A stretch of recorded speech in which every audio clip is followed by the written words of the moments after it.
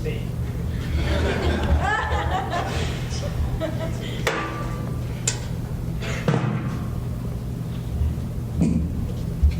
Alright. But, as Michelle said in her introduction earlier, there's a practice that I've been doing for about 2 years now where I'll go out and I'll write just on a street for people on manual typewriter. And they'll give me a subject, and I'll write them a poem based on that subject. And so I did that on Tuesday at one of the polling stations. And I talked to people coming in and out of the polling station, and every time I write a poem, I read it to the person and I give it to them. But I take a picture before I do that. And so I have a little mini collection of poems that were written on Tuesday as people were checking their ballots before they'd come out. Not before they'd come out, I wasn't next to them, after they'd come out, but before the election results were announced. And so a lot of these poems are hopeful, and some of them maybe are afraid, and in light of the election of an orange motherfucker, hopefully they will have an aspect of condolence.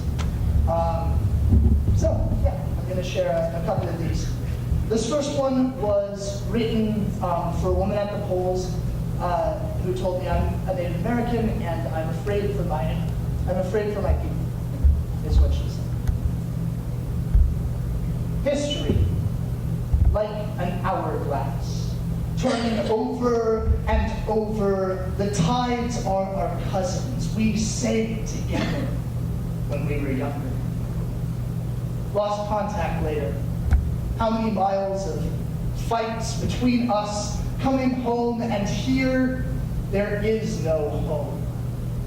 But I make a bed every time I lay my head on those stones.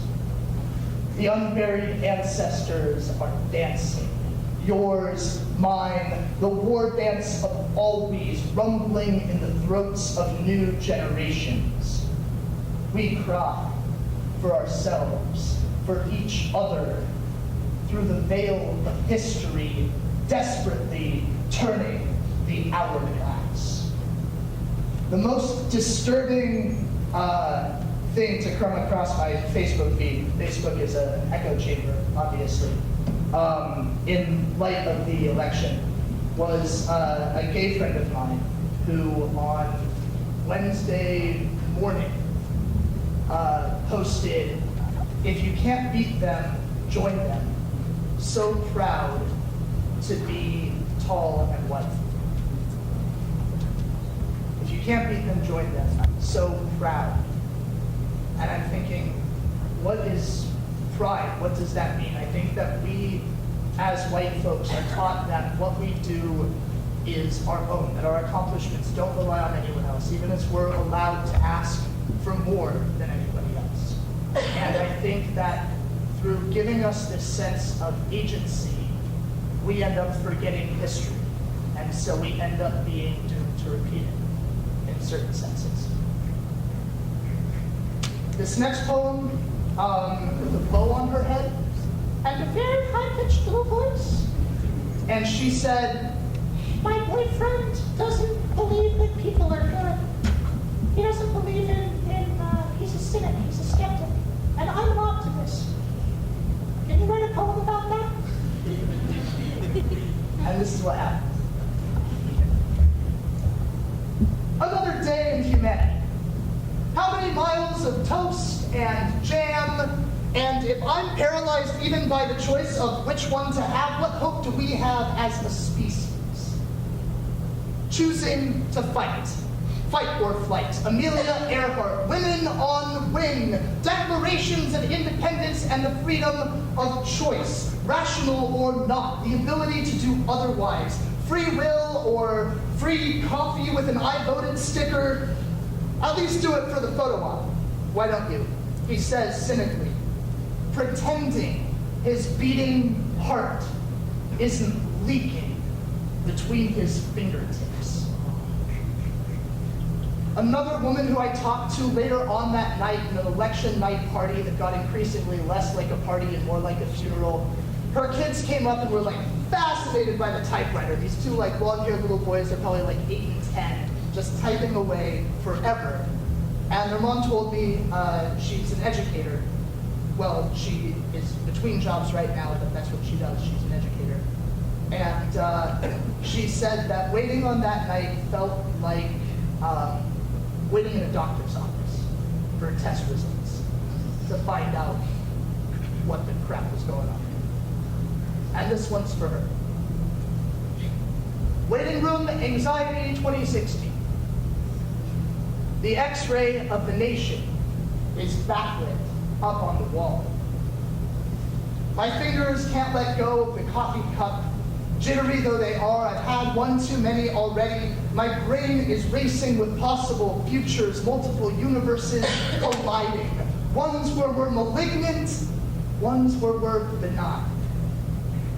In the shadow of the bomb, Cold War politics got me thinking we'd douse the flames, but here we are on fire again, blowing smoke out of who knows where. Our shouts retweeted, liked, starred, double-tapped, amplified into meaninglessness. And careful, you who stare too long into the void. Everyone gathered to watch that X-ray image, to watch it form, and learn what's in our nation's heart.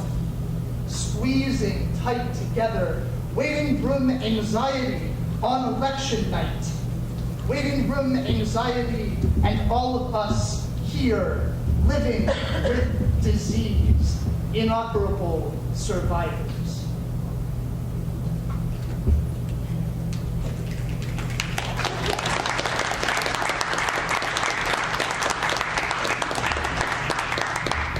I want to leave you with just one more. This one was a story that was really beautiful. It was an interracial, international couple who said that they had gotten together in this last year. And part of their courtship, right? Part of their romance, part of their story of who they are as a couple has been coming through the shitstorm. And so this little poem is for them. Forces of nature come in all shapes and sizes. No boundaries, no limits. We royal, we in the eye of the storm are a love letter, a prayer that is more assurance than ask. We will be okay, we say. Sing it, film it, play it back over and over. Hey, I love you. Across boundaries, tongues, bodies, warping in each other's torrents. What storms may come. What storms may come. Thank you.